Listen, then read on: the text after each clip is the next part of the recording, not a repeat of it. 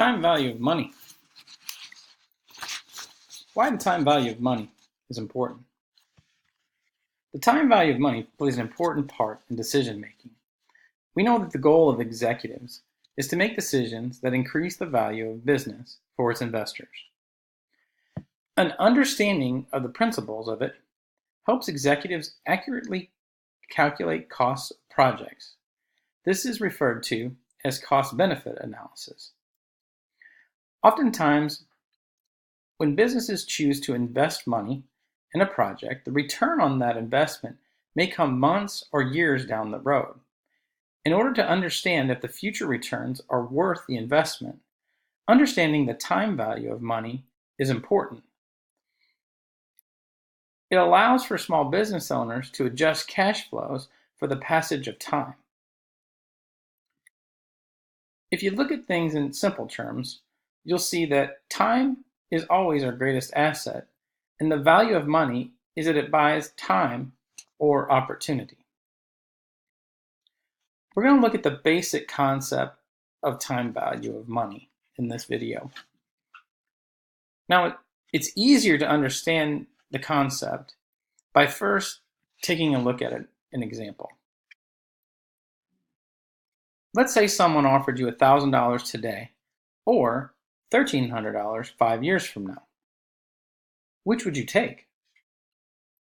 Well, the answer to that question is that it depends. The difference between $1,000 today and $13 a day in your decision would be based on the time value of money.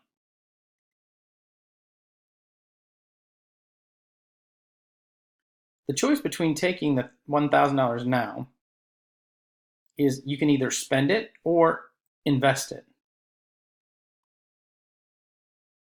Now, to keep things simple, let's just assume you know that you can invest that money with a guaranteed 6% return for the next 5 years. After 5 years, you would earn $338.23, and the $1,000 would now be $1,338.23. The time value is $338.23, equal to the amount of interest you earned. Now, since the $1,300 you were offered 5 years from now is less than the $1,338.23 you would have by investing that $1,000 at 6% interest, having the money today, $1,000, is greater or worth more than having $1,300 in 5 years. Using that example, let's look at a couple of the key terms that we use in there in determining the time value of money. The first term that's important is interest rate. This is the rate at which money can be borrowed or loaned over a given period of time. In our example, we loaned $1,000 at a 6% annual rate of return. The interest rate was 6%. The interest rate factor is the rate of exchange between dollars today and dollars in the future. The interest rate is 6%, which is 0.06, so the interest rate factor is 1.06. With this factor, we can then multiply it by the amount invested, which was $1,000, to see what the return would be. After a year, we multiply the 1.06 by 1,000, we have $1,060. Taking that balance at the end of year one, multiplying it again by 1.06, because we get 6% every year, we now have $1,123.60. Year three, we multiply 1.06 times the year two year-end balance, and we have $1,191.02. Year four, we multiply that year-end balance by 1.06. We have $1,262.48. And then in year five, we do it one more time with the year four year-end balance, and have a total of $1,338.23.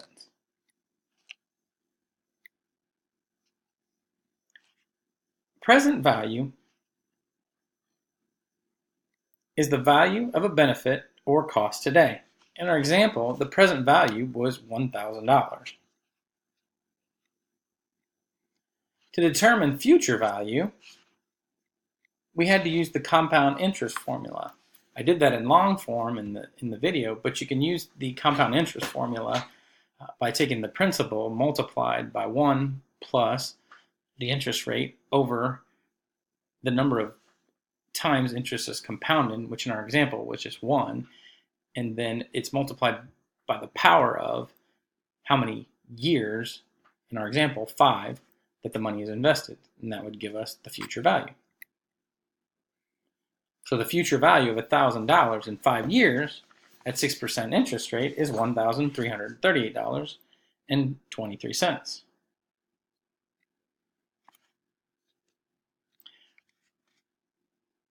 The time value of money is the concept that money available at the present time is worth more than the identical sum in the future due to its potential earning capacity. This core principle of finance maintains that since interest can be earned on money, any amount of money is worth more the sooner it is received. We also understand that the value of money is that it buys us time or opportunity. Therefore, understanding the time value of money, we understand that we should use our money to create more of it, giving us more time or more opportunity.